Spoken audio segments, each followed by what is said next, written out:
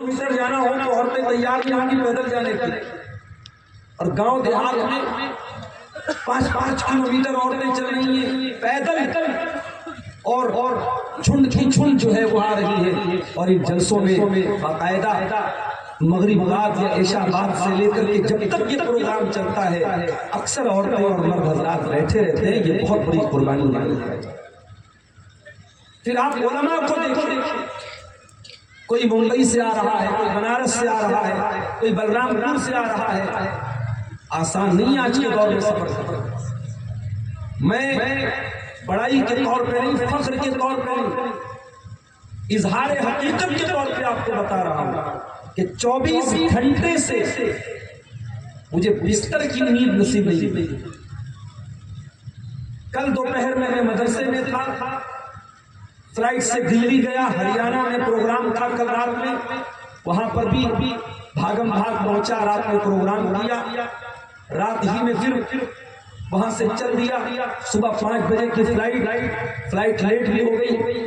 بیٹھے بیٹھے فلائٹ پر جو تھوڑا بہت اونگ لیا، صبح 7-7:30 بجے بنارس ایئرپورٹ پہنچا، ڈائریکٹ مدرسے گیا، ڈیوٹی کی، اور ڈیوٹی کر کے پھر آج دوپہر میں پھر کار کے ذریعے 300 کلومیٹر کا سفر کر کے کار میں بیٹھے بیٹھے آپ کے بیچ میں آیا ہوں، اور ابھی پھر تقریب کرنے کے بعد پھر 300 کلومیٹر کار میں بیٹھے بیٹھے جانا ہے، اور پھر کل صبح ڈیوٹی کرنا ہے. یہ ہماری اور یہ ہمارے جیسے نہ جانے کتنے علماء ہوں گے، کتنے خطبہ ہوں گے جن کی زندگی ایسی ہے. اتنی قربانیاں اور اتنی محنتیں اور قوم کا اتنا سرمایہ، اتنا پیسہ، اتنی انرجی، اتنا سمے، اتنا ٹائم کیوں خرچ ہو رہا ہے؟ کیا یہ سوال نہیں ہے؟ بہت بڑا سوال ہے. اور بہت سارے لوگ تو بولتے ہیں کہ بھئی جلسوں کی کیا ضرورت ہے، ان پروگراموں کی کیا ضرورت ہے. لوگ کہتے ہیں مشاعرہ کرا دو، لوگ کہتے ہیں کھیل کروا دو، ٹورنامنٹ کروا دو. لوگ جلسے اور پروگرام کرانے سے بھاگتے ہیں کہ بھئی ان کا کیا فائدہ ہے. میں یہ سمجھتا ہوں کہ یہ جلسے اور پروگرام ان کا بنیادی مقصد ہے سماج کی اصلاح کرنا، سماج کو سدھارنا، سماج کے اندر پائی جانے والی برائیوں کو دور کرنا. جس طریقے سے انسان بیمار ہوتا ہے ڈاکٹر کے پاس جاتا ہے، ڈاکٹر اس کا چیک اپ کرتا ہے، اور اگر اللہ نہ کرے کوئی بڑی بیماری ہے، کوئی خطرناک بیماری ہے تو ڈاکٹر ایکس رے کرواتا ہے، الٹرا ساؤنڈ کرواتا ہے، خون کی جانچ کرواتا ہے، اور اس کے بعد وہ ڈاکٹر بتاتا ہے کہ آپ کو یہ بیماری ہے، یہ بیماری ہے، آپ کی بیماریوں کو بتاتا ہے اور پھر آپ کا علاج. میرے بھائیوں، ہمارے سماج کی بہت ساری بیماریاں، بہت ساری برائیاں، بہت ساری گندگیاں ہمارے سماج کو دوشت کر رہی ہے، خراب کر رہی ہے. انہی برائیوں کو دور کرنا اور سماج کو سدھارنا، اسی کا نام ہے اصلاح معاشرہ. اور آج کی میری تقریر کا عنوان یہی ہے کہ معاشرے کی اصلاح کیسے کی جائے، معاشرے کو سدھارا کیسے جائے، معاشرے کی برائیوں کو دور کیسے کی جائے. اس سے پہلے کہ میں سماج اور معاشرے کی چند برائیوں کو بیان کروں، ایک بنیادی بات آپ کو بتانا چاہتا ہوں، اور وہ بات یہ ہے کہ سماج کو سدھارنے میں سب سے پہلا اسٹیپ یہ ہے، سب سے پہلا قدم یہ ہے کہ ہر انسان اپنی اصلاح کرے. ہر انسان پہلے اپنے آپ کو سدھارے کہ میرے اندر کیا کمی ہے، میرے اندر کیا خامی ہے. آج ہمارا مسئلہ یہ کہ ہماری انگلی ہمیشہ دوسروں پر اٹھتی ہے. ہم کبھی اپنے گریبان میں نہیں جھانکتے کہ ہمارے اندر کیا کمی ہے، کیا کوتاہی ہے. ہم ہمیشہ دوسروں کی اصلاح کرنا چاہتے ہیں، دوسروں کو سدھارنا چاہتے ہیں. اسی لیے اللہ تعالیٰ قرآن کریم کے پہلے پارے میں بنی اسرائیل کو خطاب کر کے کہتا ہے اتأمرون الناس بالبر وتنسون انفسکم وانتم تتلون الکتاب.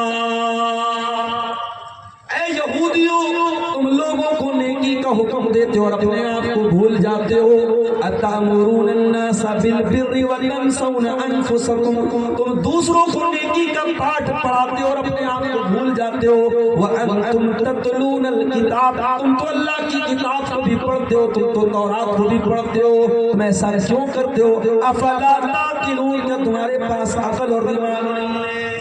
یعنی تم اگر کتاب پڑھتے ہو, اللہ کی کتاب تورات پڑھتے ہو, تو پہلے اپنی اصلاح کرو, پہلے اپنے گریبان. اسی لیے اللہ تعالیٰ قرآن کریم کے 28ویں پارے میں اہل ایمان کو خطاب کر کے فرماتا ہے, یا ایھا الذین آمنوا لم تقولون ما لا تفعلون کبر مقتا عند اللہ ان تقولوا ما لا تفعلون. اے ایمان والو, تم وہ بات کیوں کہتے ہو جو کرتے نہیں ہو؟ تم اپنی ہی کہی گئی بات پر عمل کیوں نہیں کرتے ہو؟ تمہارے گفتار اور کردار میں فرق کیوں ہے؟ تمہاری کتھنی اور کرنی میں فرق کیوں ہے؟ تمہارے کردار میں اور تمہاری باتوں میں فرق کیوں ہے؟ تم وہ بات کیوں بیان کرتے ہو جس پر تم عمل نہیں کرتے ہو؟ یہ پہلا کام ہمیں کرنا پڑے گا. اگر ہمیں سماج کی اصلاح کرنا ہے, سماج کو سدھارنا ہے, تو ہمیں سب سے پہلے اپنی اصلاح کرنی پڑے گی.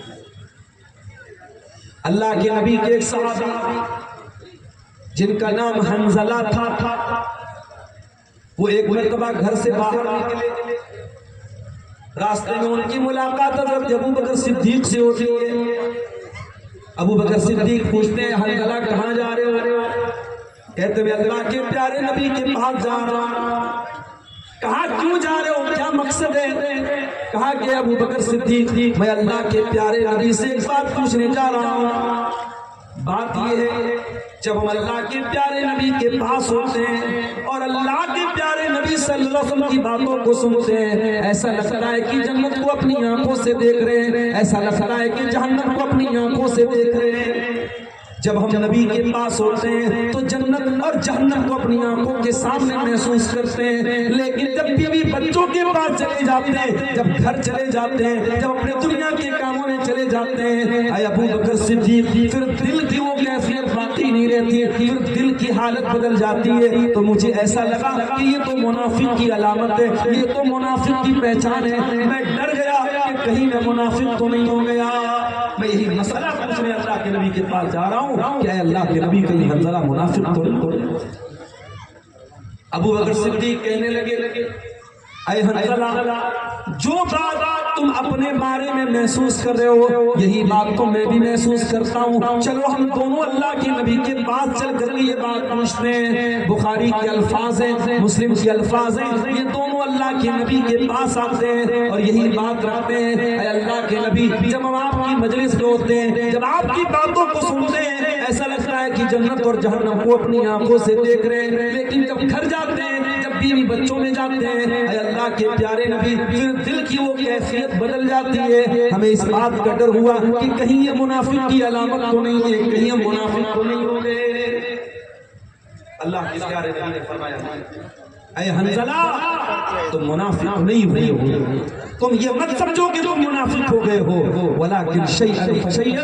اے حنظلہ, دل کی کیفیت ایک جیسی نہیں رہتی, دل کی کیفیت بدلتی رہتی ہے. اگر ایک حالت میں تم رہتے, جس حالت میں میرے پاس رہتے ہو, اگر پرماننٹ اسی حالت میں رہتے تو فرشتے تم سے مصافحہ کرنے آتے. اے حنظلہ, یہ پاسبل نہیں ہے, یہ ممکن نہیں ہے. اس لیے یہ غلط فہمی اپنے دل سے نکال دو, دل کی حالت ایک جیسی نہیں رہتی ہے. میرے پیارے ساتھیوں, حضرت حنظلہ کو پہلے اپنے بارے میں خیال آیا کہ کہیں میں منافق تو نہیں ہو گیا ہے. سماج کی اصلاح کرنا ہے تو ہمیں پہلا کام یہی کرنا پڑے گا, اپنے گریبان میں جھانکنا پڑے گا, پہلے اپنا امتحان کرنا پڑے گا, اپنا احتساب کرنا پڑے گا کہ ہمارے اندر کہاں کمی ہے, اسے دور کریں.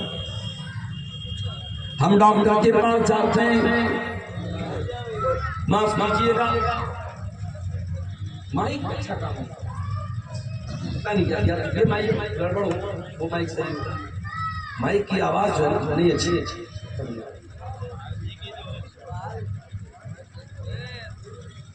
بولنے والے مائک کی آواز محسوس ہونی چاہیے, مائک میں آواز محسوس نہیں ہوتی.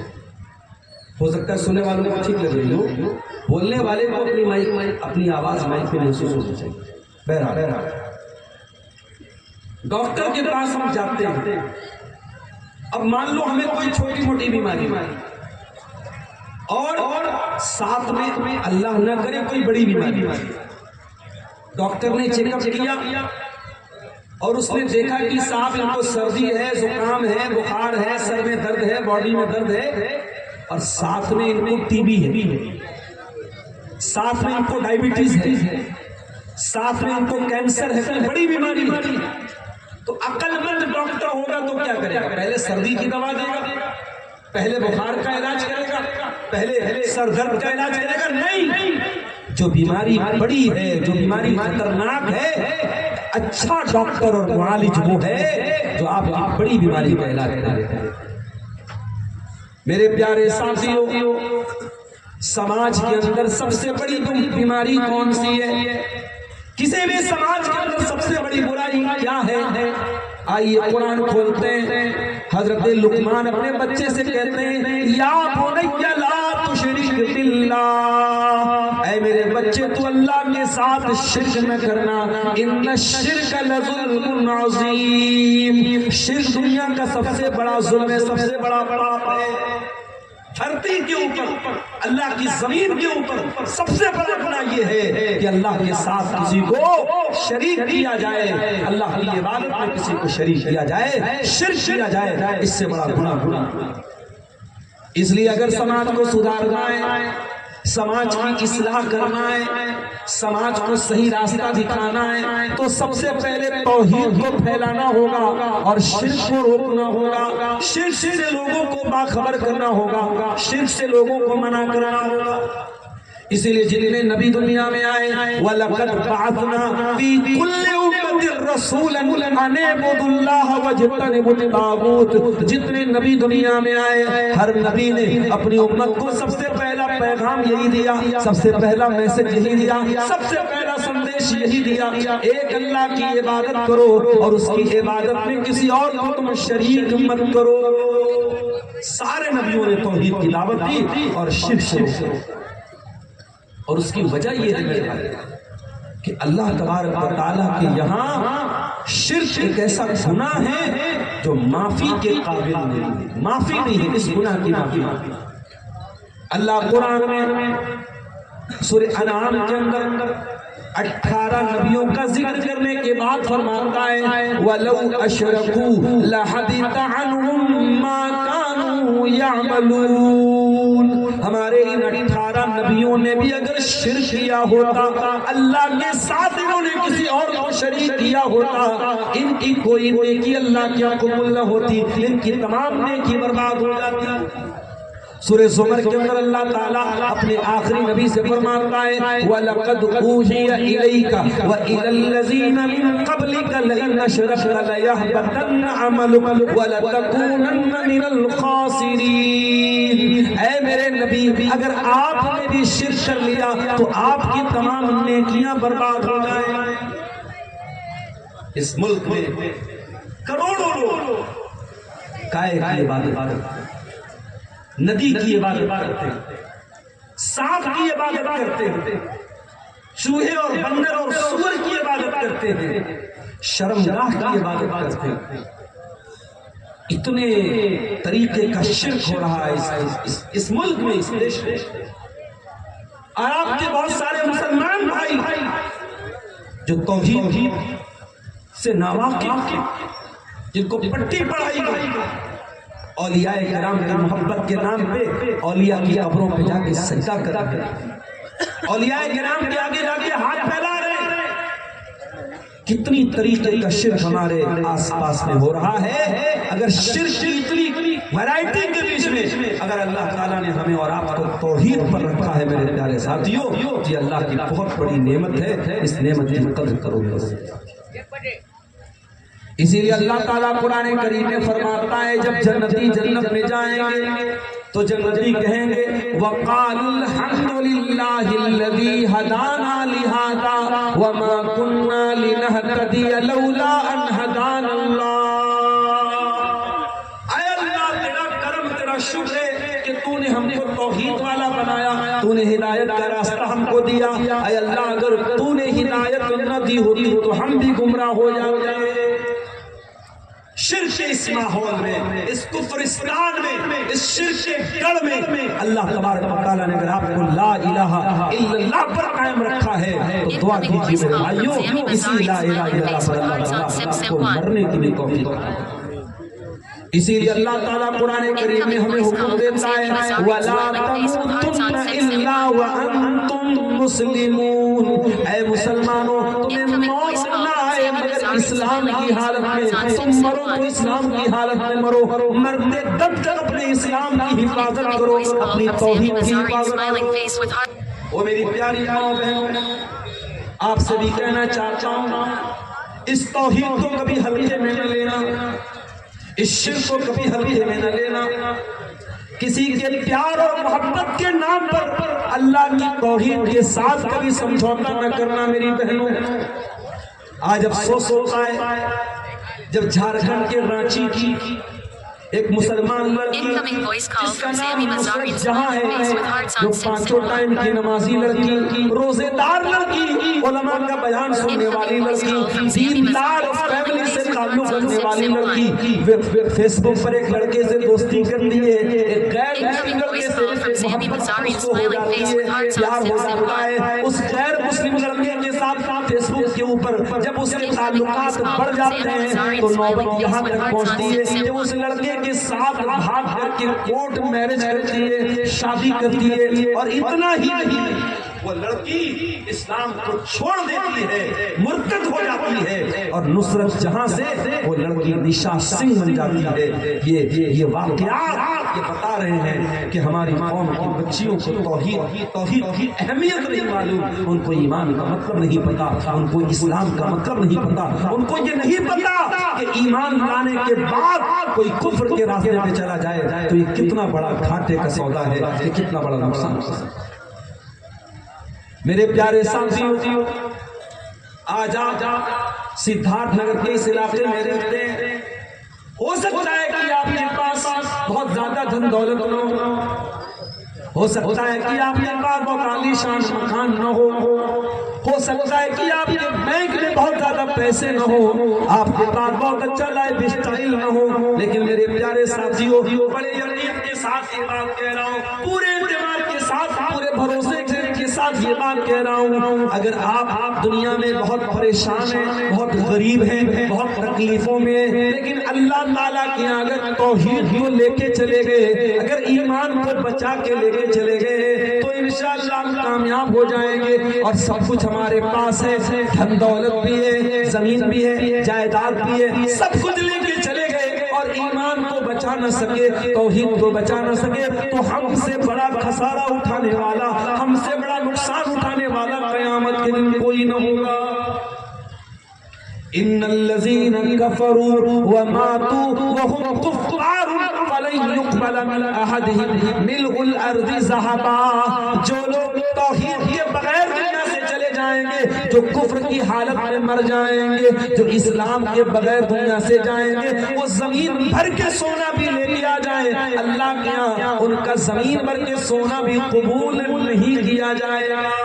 زمین بھر کے سونا بھی اگر لے کے آ جائے، ایمان کی ویلو، ایمان کا درجہ اور ایمان کے برابر میرے پیارے ساتھیوں نہیں ہو سکتا۔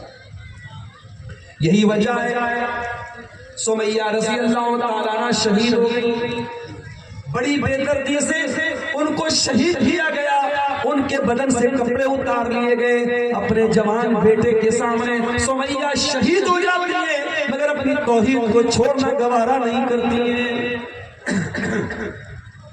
حضرت بلال کو دیکھو میرے پیارے ساتھی، عرب کی تپتی ہوئی ریت کو ان کو لٹا دیا جاتا ہے، ان کے سینے پر گرم پتھر رکھ دیا جاتا ہے، ان کا مالک امیہ بن خلف ان سے کہتا ہے اے بلال تو اللہ کی توحید کو چھوڑ دے، تو محمد کا دین چھوڑ دے، ہم تجھے تکلیف دینا چھوڑ دیں گے۔